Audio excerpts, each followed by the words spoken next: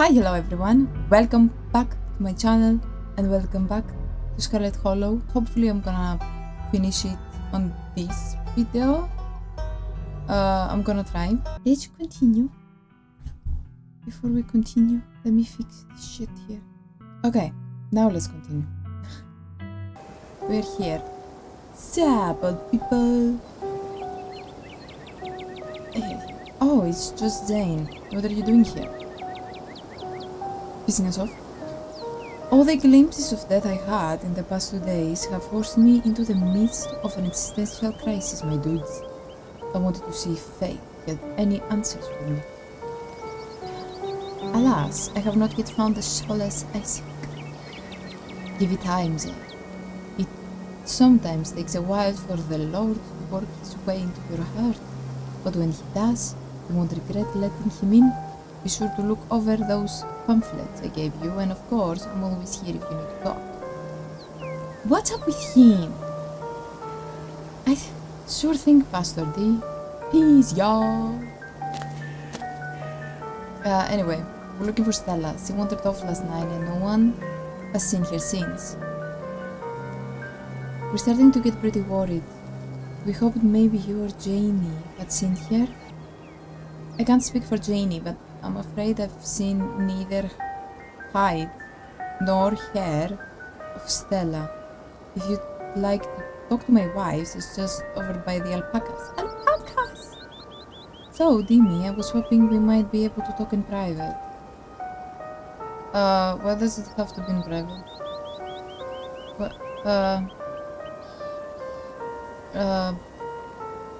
You know what? I can't defend myself against him, so what's up? I guess we'll leave you to it while we check in with Janie. See ya in a minute. Maybe. Your friends head off towards Janie and the alpacas, leaving you alone with the nervous pastor. See, I want to be with the alpacas, not with him. He's creepy. I'm so glad you decided to come up to visit me. No, we were looking for Stella. So many young people these days seem to think they can solve all their problems on their own. Meanwhile, God is right there, ready to help them. If only they let him into their head. Dude, you're listening to this. It's your fault. Dude, sorry, but you need to do stuff on your own as well. Just, like, I believe in God, okay? But just sitting there and praying and doing nothing about it is not gonna help you. You have to go out there, do stuff on your own, move your ass, and then things are gonna change. The pastor's eyes dart back towards the alpacas. Okay, good, they're gone. What? You're new in town. What kind of impression did I make on you? Am I creepy? Yeah. Whenever I see you, it's like this ominous little piano starts playing. I think your problem is that you keep telling people what to do instead of actually treating them like human beings. You're extremely creepy.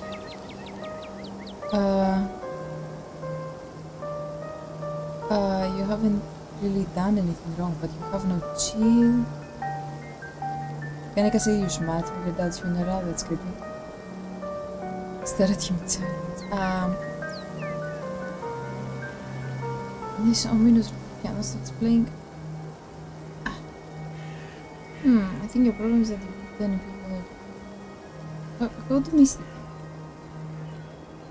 You're talking about a metaphorical piano, right? Because I can't say I've ever heard one following me around. It wasn't always like this, you know. Believe it or not, before I moved to Scarlet Hollow, I used to be pretty popular. I was one of the cool kids over at Harvard Divinity School. He's interrupted by the sound of a snapping twig and a high-pitched giggle, partly muffled by the underbrush on the edge of the property. Tulip, come out of there. You know you're not supposed to play in the woods. Tulip glances back into the woods, quiet as he hesitates. Tulip, are you going to be good? Or are we going to skip story time tonight? Oh no. I'll be good. We don't have to skip story time. We won't go into the woods, I promise. I know you won't, Tulip, because you know it's not dangerous for little girls in there. Why don't you go help Mom with the alpacas? It's just about time they got fed. You can give them hay. Cute. Tulip smiles broadly, seemingly excited by the prospect, and hurries off. Can I go feed the alpacas as well too? Sorry, I had to have a firm parenting moment just then. That was your firm parenting moment? She's been trying to run off into those woods a lot lately, and it's really dangerous even for adults. Maybe she sees him. There's this massive trash dump not too far past the trees, but it must be at least 50 years old, so it's all grown over and looks like it's part of the landscape. If you accidentally walk on it, you might find yourself falling into a high deep mound of rusty cans and broken glass. Tulip made up some imaginary friends and keeps telling us that they want her to go out there, like the word of some fictional creature she made up. My voice. She made up is going to convince us it's a good idea for her to play in somebody's old garbage. But she's 7. Of course she would get some funny little idea like that. You know, kids can see stuff, right, dude?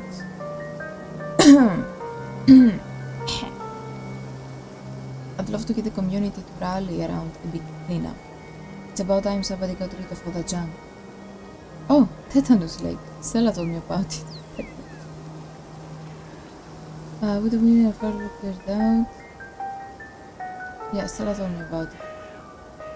Tetanus lake? That's an accurate name. I wonder if Tulip would stay away if I started calling it that, or if it would only make it sound more alluring. How big a trash dump are we talking? Would a weekend of hard work be cleared out? Maybe if you had construction equipment and a team of professionals. It's a big area, and I have no idea how deep it goes. In the meantime, I'm just making sure Tulip knows not to go near it. What's that you were saying about imaginary friends? I used to play at her all the time, and none of them got sick or died. They could have some fun. What's that you said about imaginary friends? I'm not gonna tell him how to treat this child. Except if he's bad with her, of course I'm gonna tell him that. Oh, she's just been talking about these friends of hers lately. Little stories about creatures that live in the church. I'm sure she saw some animals in there and decided it was her friend. Okay. There are no ditchlings over here except him. He's not a ditchling, so is there a reason why they're not here?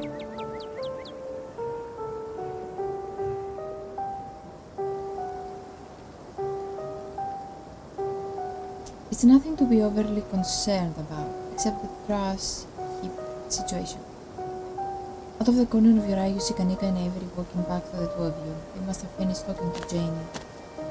Janie says she hasn't seen Stella either, so we'd better get going.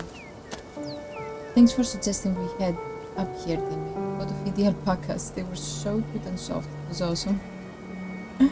And Janie says come by the diner with cookies for the miners and a few extra for me, of course. She's so nice. She even offered to bring me some since I'm feeling under the weather. Hope your talk with the pastor went well. Yes, we had a great conversation. I appreciate you all stopping by, even if it wasn't under the best circumstances. I'll let you all be on your way. And I hope Stella turns up soon. I'll put in some good prayers with a big man for you. Alright, thanks. See ya. Kanika and Avery start back down the path to town and you follow. So, what was that about? He seemed to be insistent on talking to you alone. Yeah, he didn't say anything weird. He let them all have his private. He wanted to know why everyone in town thinks he's creepy.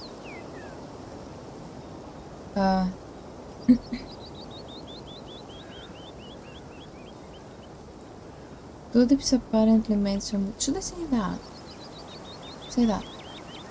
Tulip's apparently made some weird imaginary friends. We might want to check it out later. He's making imaginary friends all the time. Let's not get too distracted until we find Stella though. Where to next? As you consider your next step, you remember your appointment with Sybil. She seemed to be confident last night that Stella would be okay. Maybe she'll be able to help you find her. Nobody ever seems to say anything to undermine her, except for her daughter. And daughters always clash with their mothers. This town trusts you. You have to see her. She's the thread tying everything together. But at the back of your mind, you can't help but feel as if there's more than just fate drawing you to the tea room. I think Sybil is a bit weird. We should talk to your mom. I'm supposed to have tea with her. It's like... She seems like she wants to protect us, but then at the end, she does some weird shit that don't really protect us. And she keeps giving that tea to her. What kind of tea you having there? Yeah, we should talk to your mom. I'm supposed to have tea with her today. My mom wanted to talk to you. She's probably going to give you some rocks or bundles of herbs for protection or something. You can humor her. Let's do it. The bells of the general store chime welcomingly as the three of you enter. Kanika, there you are. You were supposed to stay in bed today, remember? And hello, you two. Hope you're both recovered from last night's fiasco. Sorry, Mom, it's just that Stella's missing and Stella can take care of yourself, unlike you. What the fuck? You need bed rest and lots of fluids. You don't need to go running around town spreading that cold of yours. What?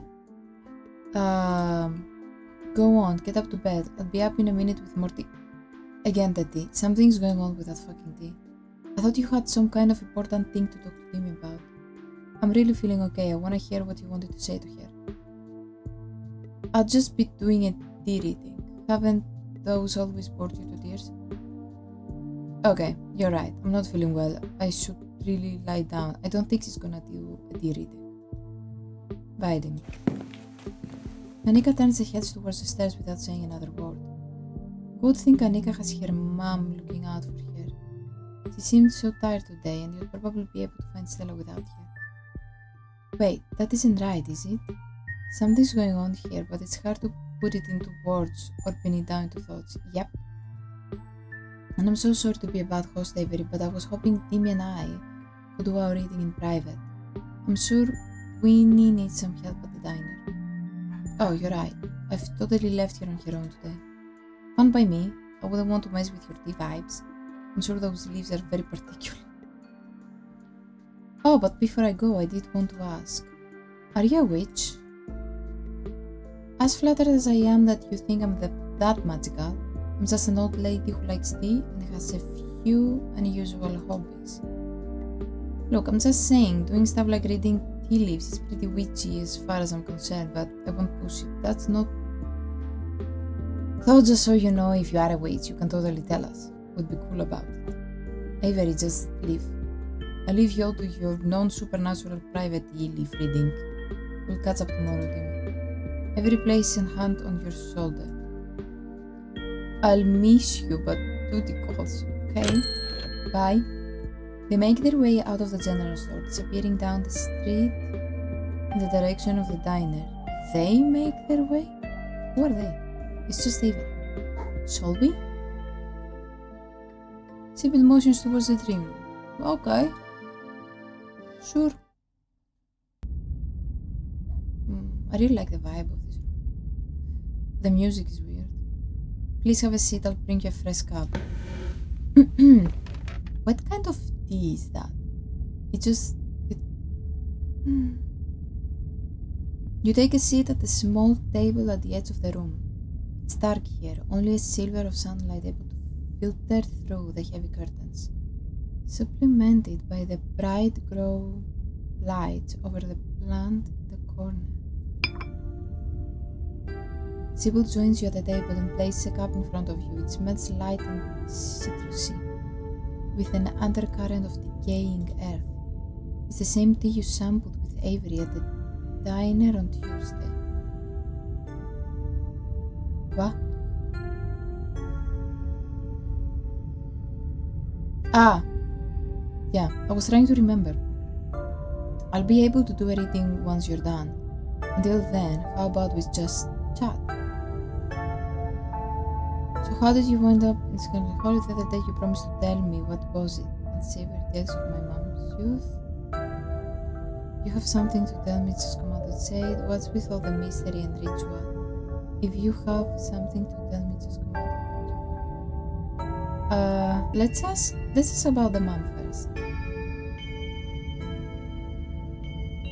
As ever this, I most certainly did, though I might have been exaggerating a bit for dramatic effect. I'm prone to do that. In a town this size, you get to know everybody, no matter what the age difference might be.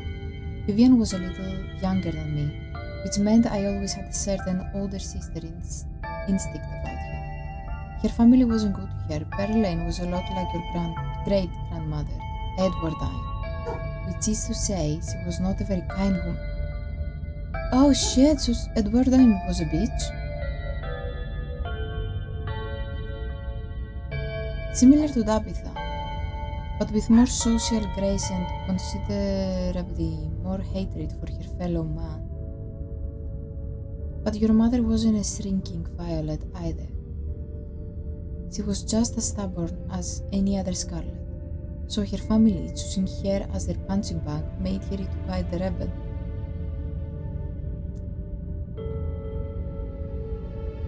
What a woman in my family, what about the men? What happened when my mom found out she was pregnant? However, my mom raised by Edwardine, what happened to their mother? Oh. Why were Perlin and my mom raised by Edwardine? What happened to their mother? Their entry into this world was violent, I'm afraid. Their mother was young, too young to be pregnant, especially with twins. She didn't survive the labor. What do you know about my grandma? I'm afraid there isn't much I can tell you. I think there were two in that generation. The eldest died when the girls were still children. Edwardine never spoke about them, nor did your mother. But Edwardine was pregnant. Anyway.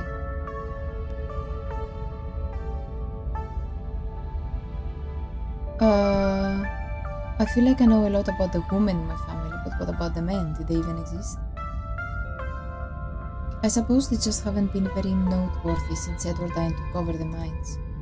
Her husband died a long time ago, and to be quite honest, I can't even recall his name. Might have been Stuart or something, just as forgettable. From what Vivian said, her father was some teenage fling that ended once your grandmother found out she was pregnant.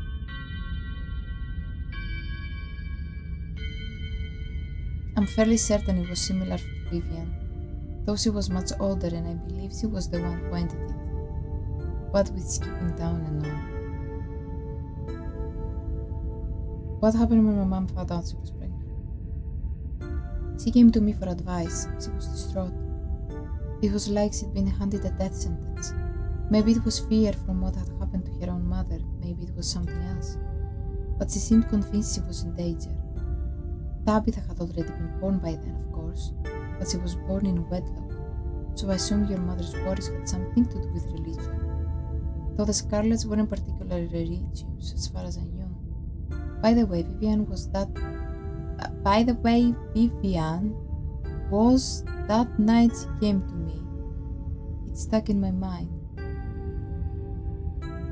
By the way, Vivian was that night she came. It always had me wondering what it was about your family that made her panic so much at the thought of having a baby. Should I sip my tea?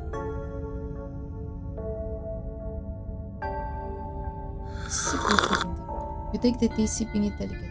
The citrus smell is fleeting, quickly replaced with the earthiness at its core, like you've taken a mouthful of dirt. But the aftertaste combines the two flavors into something soothing and medicinal, and you find yourself feeling more comfortable. Your muscles relaxing for the first time in days. I want that tea. It's soothing beyond what you would expect out of ordinary tea. There must be something magical at work in this blend.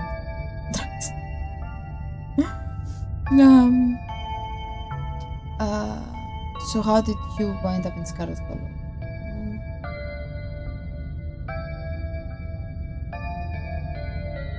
Oh, my family's been in these hills for a long time. That's how I know so much of the local flora. Everything I've learned was handed down from generations of hill folk.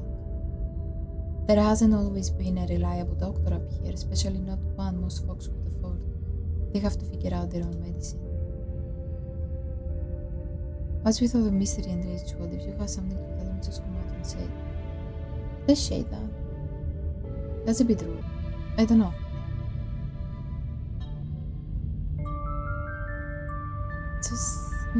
I'll need your tea leaves first. I have pieces of the puzzle, but the tea leaves would help to give me the full picture. Okay, finish the tea. You close your eyes and take another sip, and then another. It's delightful. The tea is gone before you know it. The small cup empty, save for what's left of rehydrated leaves coating the bottom. Oh good, glad you found the tea palatable enough to drink. It should do you some good. It's one of my more medicinal blends. Now on to business. Sybil takes the cup from you, staring thoroughly down at the sludge. Oh dear, this doesn't bode well. You've got just about every warning that can fit in the bottom of a cup. Cross, kettle, hourglass. All of these mean death, misery, difficulty.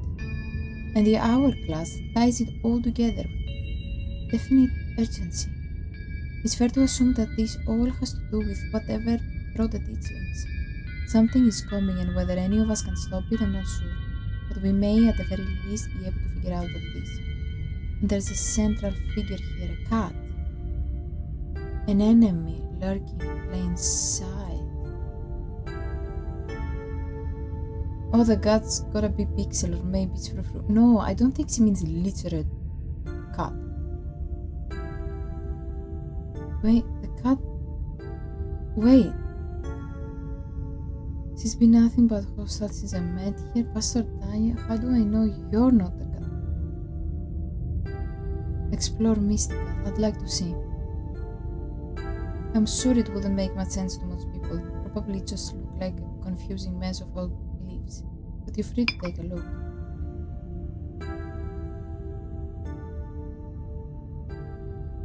Take the cup, staring down into it. It's just leaves, there's no pattern, nothing swimming together in the dregs of your tea to give you any warnings or premonitions.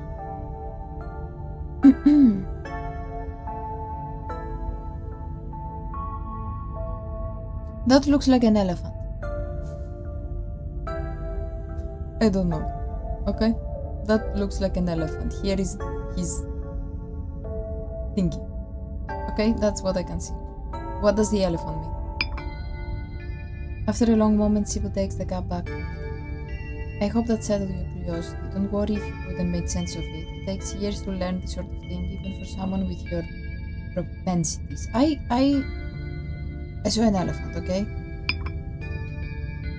Sea wings? Conspiratorial.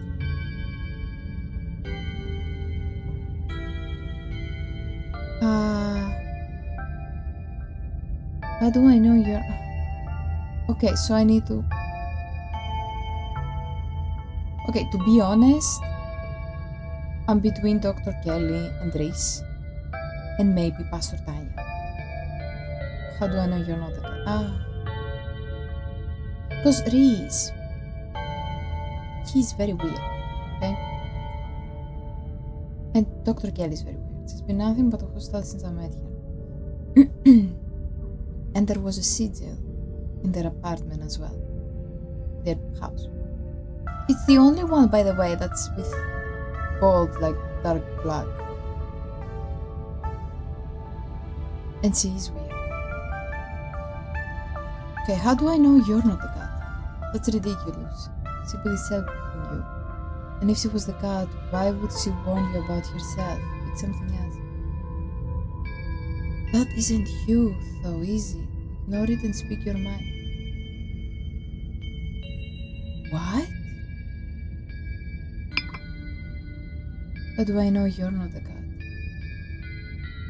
Suppose you don't. Though I think the cat wouldn't exactly warn you about itself. Still, you can't rule anyone out, even the old woman with the tea obsession. A weird tea. Okay? She always gives tea to everyone. I don't know, it's just I'm so suspicious about the tea. don't have to figure out an answer right away. It often takes time for the mind to connect the dots. Just be on guard and keep vigilant that someone close to you isn't to be trusted. We know from the teachings that something terrible is coming your way, and it's likely that it's connecting to some hidden enemy. Perhaps we can try to counteract whatever might be planned for you. Judging by what you told me last night, those stones, carving, seals, whatever you want to call them, I think it's likely they have something to do with this. Until the cat reveals itself, it seems like your best course of action is to seek these carvings out. Piece together what you can from your visions and arm yourself with information. Have you sensed any other around town? Do you think you might be able to find another? There is one, yeah. Your thoughts drift to that door yesterday, the one that seemed to draw you in, urging you deeper into the clinic. Even just remembering it is enough to tug at you, compelling you to return and open it to see what's on the other side. You can find Stella later. Maybe you can even find her there, okay? What's important now is finally seeing what's hidden in the clinic. I shouldn't seek out more of them, those stones. Think I find another one in the clinic? That's good. If you can find your way inside and uncover another stone, that could give you a leg up on your adversary. You just have to be careful to avoid the doctor. Something tells me she won't take too kindly to you sniffing around her clinic.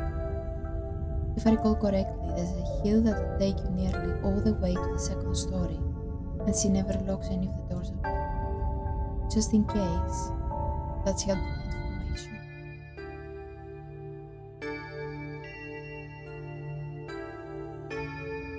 There was a weird woo. I think that's all the help I can offer. Okay, that's weird. I hope this conversation has been illuminating, even if it just brought up more questions than giving any clear answers. You helped last night. What did you come with me? All you did was look at some leaves and tell me to go put myself in danger. Should I say that? I may have been able to see through that spirit's illusions, but I'm not some kind of all-powerful entity.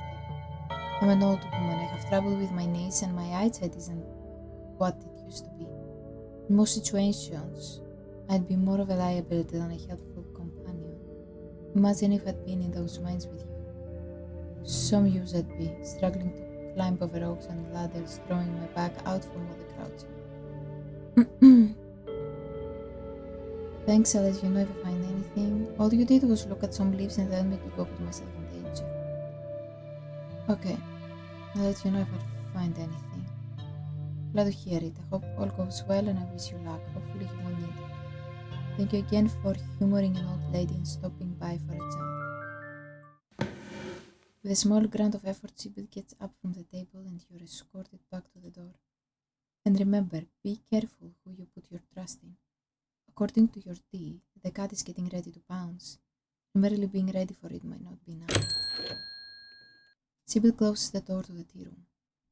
The bells of its door strangely flat in the stale air of the nearly empty general store. Checking on Kanika. You're not going anywhere before checking in on Kanika. You make your way upstairs.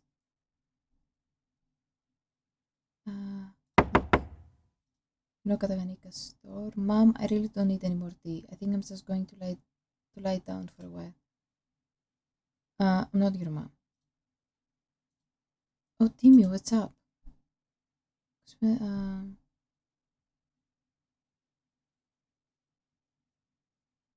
an adult. Let's get out of here. Could use a breather. Can I come in? Sorry, Tim. My mom was right. I'm exhausted. Probably shouldn't push it, or I'll wind up worse off tomorrow. Looks like you're on your own. You make your way out of the general store and down the road to the clinic. You make your way up the familiar hill past the rows of wrecked houses that make up Scarlet Hollow's residential area. Oh, he's there again. And oh shit. Look how many dead slings. There.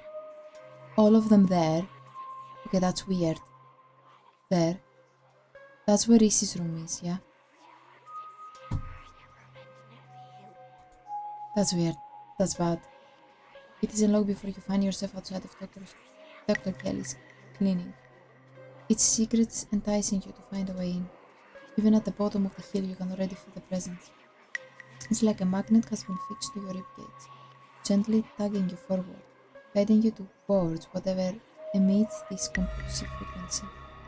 You can see the hill Sibyl was talking about, wrapped around the back of the old hospital like a stone plug. It should take you directly up to the second floor and the unlocked doors of the terrace. It's going through the clinic door, no one will see you. Oh, that's weird. You found at times that if you haven't wished to be seen, there's been nothing stopping you from remaining hidden. Graveyards, abandoned buildings, old tunnels, you've been in all sorts of strange and unusual places without incident.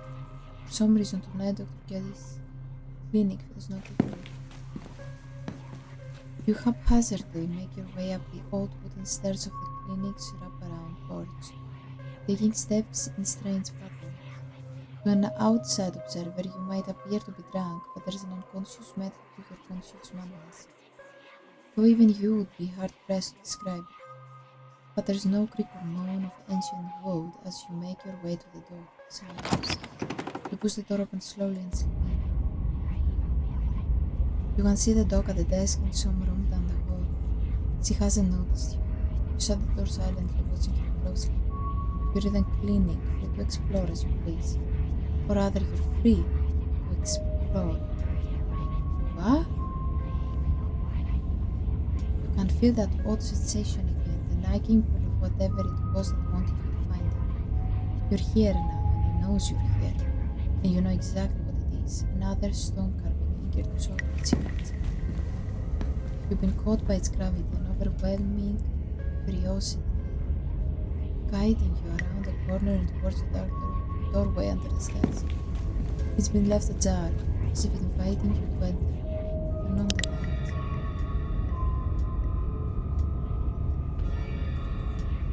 What? The lights click on, you're in the what? Oh. Tell me, what are you doing in the morgue? What the fuck are you doing in the morgue, dude? Vampire. You died and she Frankensteined you back to life. Okay, I have to ask, are you human? She killed you. I have to ask, are you human? Yes? Sorry, this probably doesn't look the most normal, but sometimes I just come down here to practice, I guess. Rehearse. Seriously, dude.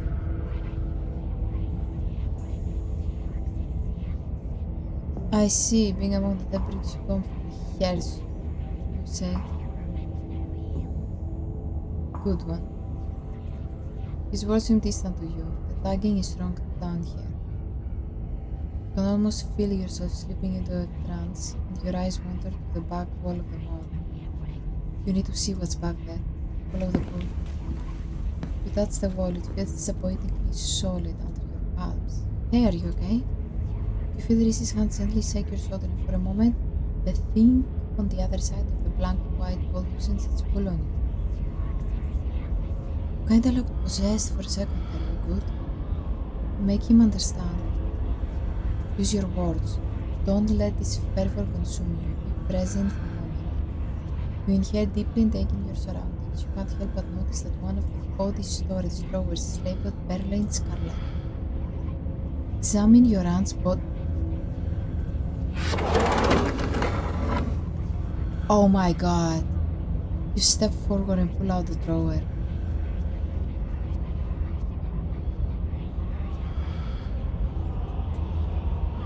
Holy shit.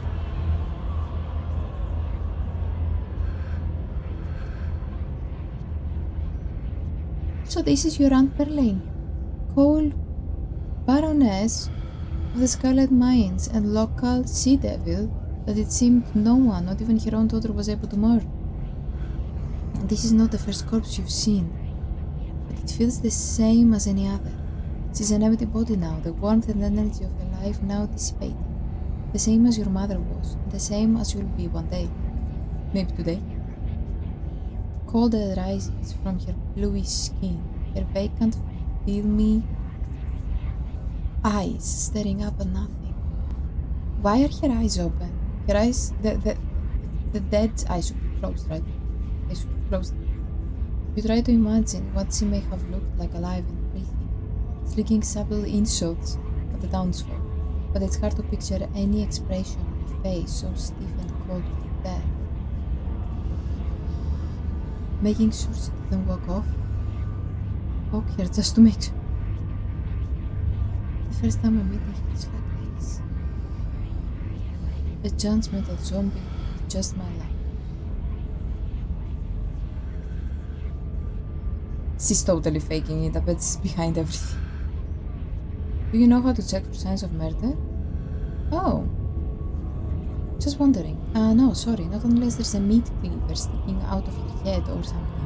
Doesn't look like that's the case though, just looks like an old lady. Having seen what there was to see, you slide the door back in and close it. The mines had a stone carving the other night, as did Oscar's house yesterday. They've been giving me visions, and I can sense one on the other side of this wall. I need to see it.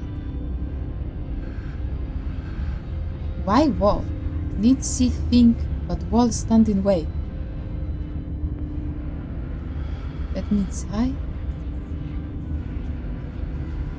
This one. Yeah, there's out of one to see. Reese glances back at the wall. You're really serious, aren't you? This is probably a bad idea, but if you really need to get in there, I'm pretty sure there's an emergency axe somewhere upstairs. I just need to get the dog out of our hair. So take 2 seconds. Get the dog out of our hair. Yeah, if I say I'm sick and need something, she'll drop whatever she's doing and do it for me. Surefire. Wait, get her out of the house. And most of the time it's true anyway.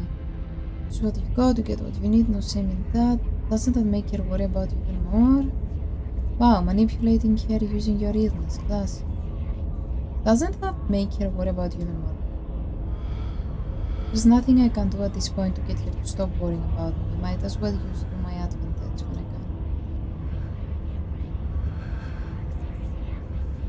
can. Thanks for understanding. You'll mention it. If there's anything I can do to actually be useful, I'm happy to help. Be right back. He strides past you, his long legs moving swiftly. He seems excited, his usual door demeanor replaced with an uncharacteristic pep when faced with the prospect of sneaking around and peering down the walls. You hear his soft voice filtering in through the open doorway at the top of the stairs. A hoarse and sickly edge added to the effect as he speaks to his mother. Hey mom, he coughs gently. Reese, I didn't know you were awake.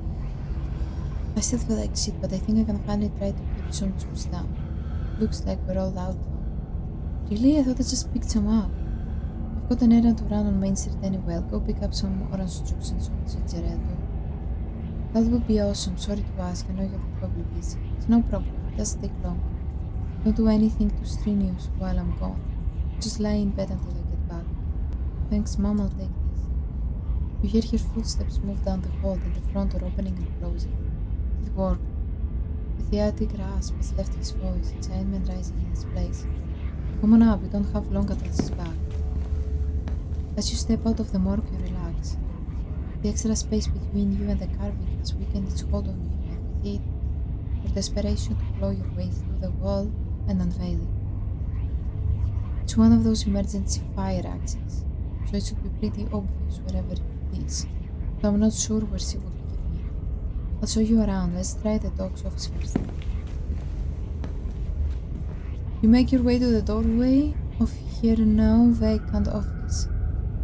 I don't see an axe here. He's right, a cursory glance reveals nothing but stacks of papers and cabinets of medical supplies. Why would she keep an axe in her office?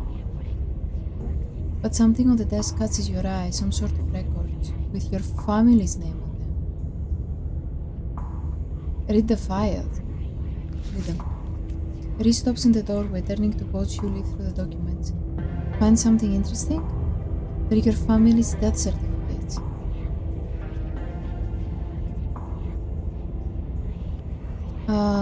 Peril. Cause of death, sleep apnea, discovered by her daughter Tabitha. Chrysanthemum, Scarlet. She has two names, Chrysanthemum? No autopsy performed. Tabitha's middle name is Chrysanthemum. Wonder who cursed her with that mouthful. Who said you could read any of this? What? I'm definitely going to make fun of you for that later. I feel like that was pretty enough. Oh, I think it's pretty... What? Don't say anything. Edward Einstein. Born April 9, 1913. Died February 12, 2003, age 89. Cause of death, heart failure. Signed by his granddaughter, Caroline Scarlet.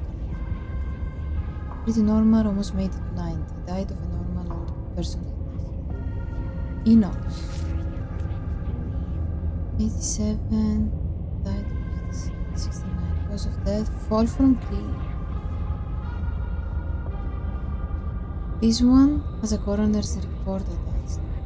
Organs sustained impact injuries, lacerations to the neck and body consistent with fall from great height. Wow, an actual autopsy report was ancient. Other deaths. We will flip through a few of the other Scarlets whose names aren't quite as familiar. Theodore Scarlet. Cause of death, crushed in mine collapse. Body not recovered, signed by his brother Enoch Scarlet. Joseph Scarlet, born August.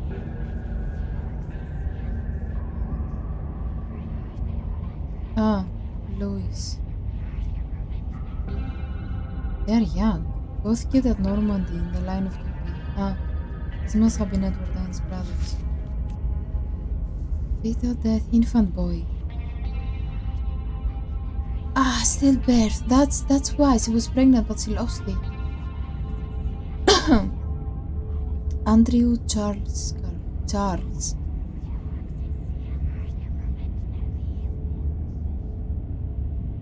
Complications during birth. No doctor present. Home burial. Alexandra Scarlet. Age 9. Missing. Presumed dead. Signed by mother Edward Einstein. The owner of the doll, so she went missing. Maribel Scarlet. Age 17. Cause of death, complications during childbirth, signed by her mother Edward and Scarlet. Wow, that's a lot of kids to outlive. Chris's eyes flick up to the doorway, and a second later you hear the sound of the front of a parental being turned. His hand is on your shoulder before you even register what's happening, and you're pushed back and out of view of the front door. Shit, I'm not supposed to be in here. Gotta hide. He heads to the closet door, motioning you inside. You slip past him and squeeze yourself into that little space. What little space available in the nearly full closet. Rhys is close on your heels. Let him in. You let him in. Together you listen as the doctor makes her way through some room deeper into the clinic. In the silence of the tiny closet, every breath comes too loud, as if you could expect the to hear it from wherever she was across the house. You better wait a second, just in case. Quietly wait for the instant flare. I don't want to flare. The two of you stand in tense silence, both crammed into the suffocating closet, taking shallow breaths as if she could hear you breathing from the other side of the building. But the footsteps soon return. Dr. Kelly makes her way back towards your hiding place, clicking floorboards, broadcasting her location all the way to the hallway, just outside your hiding spot. The footsteps return, they get louder, approaching the open office door, and then they stop. Much to your relief, she opens another door, leaving the main clinic. You're in the clear. You probably only got a minute or two until she comes back, so let's make it count. The medical supply room is probably our best bet. If any other room in the clinic is likely to have a fire axe, it's probably the room full of chemicals. This way. He motions you down a hallway. slipping through the slightly ajar door of what you assume to be the supply room. Yes, there it is. Keys. Here we go. He rushes over to the cabinet that contains a bright red axe, pulling the glass door open. Your axe. Keen eye, a splash of brown catches your eye. There's a small sprig of what almost look like fairy berries, with a white 8-pronged leaf still attached to the base. The end of the sprig is leaking sap onto the countertop. It's fresh. Now we can. He stops mid-sentence as he notices you staring at the plant. He stoops to pick it up. Does he make her own medicine? Push it down, but not before breaking off a berry and sliding it into his pocket. I don't think she's allowed to do that. She's not a pharmacist. This room is just for storing stuff she orders for patients from a pharmacist in Breval. Why would she be making her own? Before you can answer, the two of you hear something in the distance and turn to listen intently. That was the door from the house. Come on, if we hurry, we can get you back downstairs. Around interference. Go downstairs, quick. You can hear her approaching now, floorboards creaking in the hallway on the other side of the office. Follow Reese's instruction. Once again, starting down the basement stairs, letting the bowl of the stone carving guide you back to the morgue. Dr. Kelly's voice filters down from above. I was right. We did already have juice. It was just in the back of the fridge, but there's no harm in having extra. What are you doing in the clinic? I thought I told you to go rest. I'm just gonna chill in the morgue. I got my speaker, so if you hear some weird sounds, that's just my music. I'll be sure to put in earplugs to drown out all that industrial clanking you listen to. You know I'm not the biggest fan of you spending time down there. It can't be good for your mental health to hang out in a refrigerator full of corpses. Do you at least have a blanket this time? Yeah, I'll be fine. It's just a change of scenery. My room feels too claustrophobic right now. Okay, I'll let you know when it's time for you. You hear the door close and the sound of Reese descending the stairs to join you. The fluorescent lit room below. Hey. Wall now, yes? Wall. Why is she like that? You listen to music that sounds like a wall being broken down.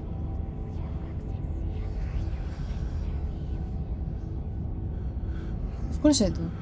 I'm sad all the time. Glad my taste in music is finally coming in handy. It's exactly the cover we need. Stop asking questions. It's time to see what's on the other side of that wall. Let's do this. Alright. You approach the far end of the morgue, axe practically sinking through the air as you strike the wall. The first cut offers a surprisingly amount of resistance. There is some structure behind it, some wood frame holding it in place, trying to stand between you and what's await for you on the other side. I have one question. When she comes down and sees that, what is Reese gonna tell you?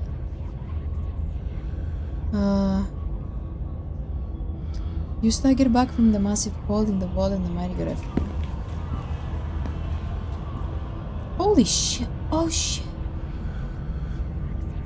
The splintered edge frames a dark passage, seemingly cut deep into the side of the cliff, cold seeping from a forgotten place into the already freaking morgue. Is that a... Reese coughs as she takes a better look at what lies beyond the wound in the wall. There's a whole hallway back there.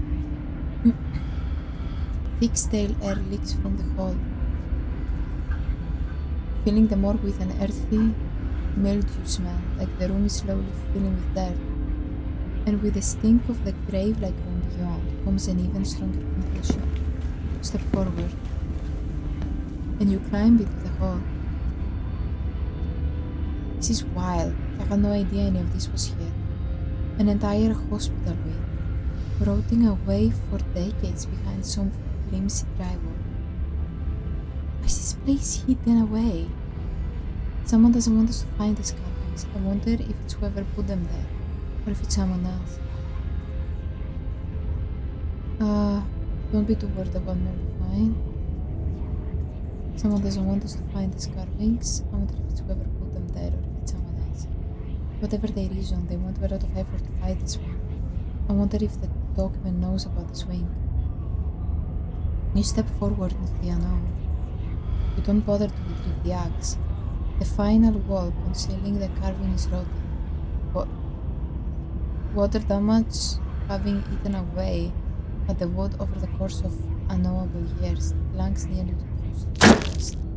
You're into it. Oh! Enoch! I thought you weren't going to come. I was worried you'd leave me here forever. He killed him. They said there's nothing they can do. I'll never use my legs again. Enoch, what am I going to do? Calm down, Teddy. These doctors don't know what they're talking about. I've been doing my own research and I found us an alternative. You won't have to worry about anything from here on out, I promise. I want to talk to the witch. A witch? But that's nonsense. It's all right. It's all sorted. We're taking you home today and everything will be resolved by this time next week. What? That's right, Doctor. At this point, I think it's safe to say his body was never recovered. Enoch.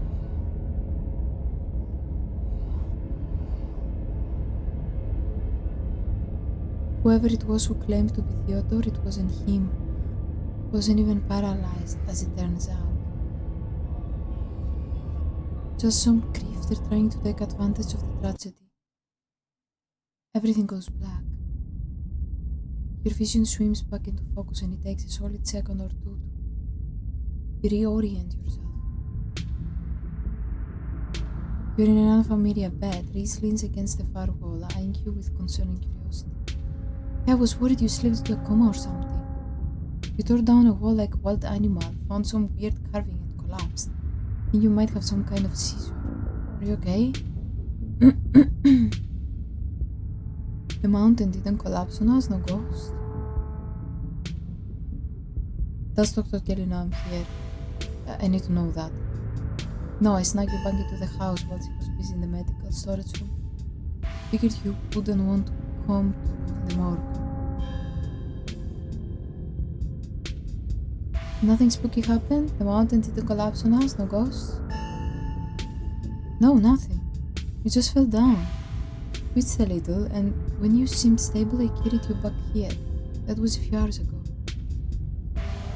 But you have a delicate constitution. I haven't done that bad. Maybe there's something spooky going on right now and you haven't realized it yet. Better have at least one most normal day. Maybe there's something spooky going on right now and we haven't realized it yet. I think so. Reese glances around, the two of you waiting in silence to wait for something spooky to happen. Maybe or maybe not. I guess it would be for the best if nothing bad happened. Besides, too bad though. With your track record, I was kinda hoping we'd run into some unimaginable horrors. At least I know there's an abandoned hospital wing in the morgue. I'm sure there's plenty there to get creeped out by. I had a vision. Like a hallucination? It's a vision. I have those sometimes too. Used to have them a lot as a teen. Always just weird little things, like my hands would look wrong, or my neck would seem too long, or the room would feel small. Shit. Dude? Oh shit, smaller. Dude, I don't think that was hallucination. Sorry, I don't think Daddy died in the mine collapse. My family has secrets. Family has dark secrets. I think these are visions of things that actually happen.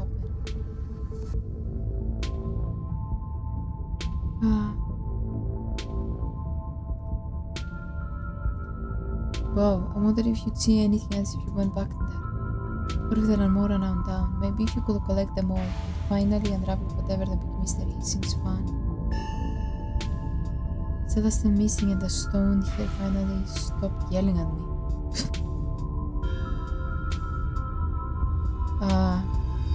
This one? That might be a little tricky. The dog is on the warpath up there. I refuse to take my medicine and she's not happy about it. Oh shit. But after I looked this up, there was no way I was going to take anything she gave me. She's been poisoning me for years. Oh shh. I went ahead and blocked my door so she can't get down here. Now we just have to wait her out. You blocked the door. I don't like me being locked down with him. Why would your mom... You blocked the door. Of course I did. Put a chair in front of it. It's never failed me before. We don't need her coming down here to finish me off. Or whatever it means she might do now that I know that what her treatment plan has been all these years. I was thinking at the start that she might be like poisoning him as well, but after he said about these hallucinations he had, I think he's something not human. And maybe she has to make that medicine, because it's the only way to stop him from his real self. I don't know.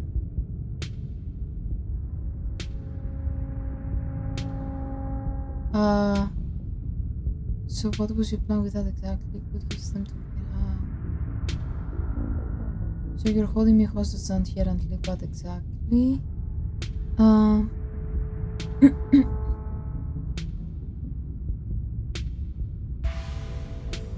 But I need to leave. I know you do, but I'm doing this to protect you, to protect both of us. We shouldn't underestimate him. I have these weird memories. I always assumed they were dreams or hallucinations, but now I think she's used tranquilizers on me. Other times I've gotten too unreality from them. I don't know how much of those memories I can trust, but I'm starting to think I should believe my instincts when it comes to the lengths she's willing to go to keep me under her control. We'll wait until she's asleep, then we can at least get out of the basement and we can figure out what to do from there. But why would your mom poison you? She's weird, but... I don't know. But the internet says this is castor bean. It's used to make resin, a super deadly poison that causes some of my exact symptoms. And death usually. Shit. The thing I can't figure out is whether she's been trying to kill me slowly or if she just likes keeping me sick enough to be dependent on her. Either way, I don't think I ever had an illness. I think the illness was me growing up and becoming less easy to control. She sure found a cure for that. Resin is really bad. How are you not dead? I don't know. Maybe it's low enough doses, or maybe I developed a tolerance. But I think the fact that I feel more and more alive by the minute is enough proof that she was keeping me sick. I don't even need solid evidence. We need to get out of here. Who knows what she'll do when she finds out what you know? With your evidence, we should be able to go to the cops. Fuck it. We should get out of this basement soon. Where will we go? The only person I know who has a car is Kanika and she's not answering her phone. I don't know anyone else. Why she's not answering her phone? I mean, is she sleeping or something? Anyone coming? I don't have any other family to go to. I never even finished high school. When I get out of this house, I don't know how I can make sure I don't wind up right back down here. You can stay with me if you want, at least until you get on your feet. We can figure it out together.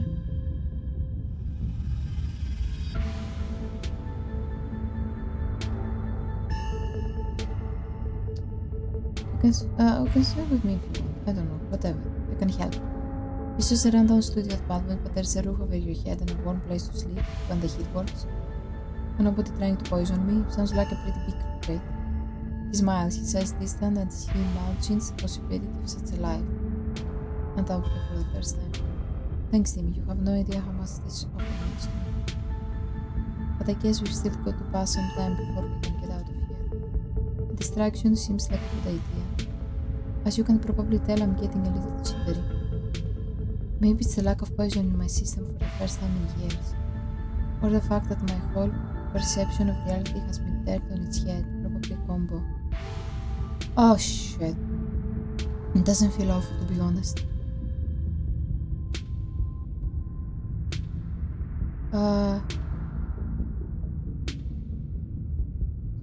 Time. What if your mom doesn't fall asleep? You shouldn't call her my mom. As far as I'm concerned, she's forfeited that title. I don't even think I should call her doctor. She's just some woman now.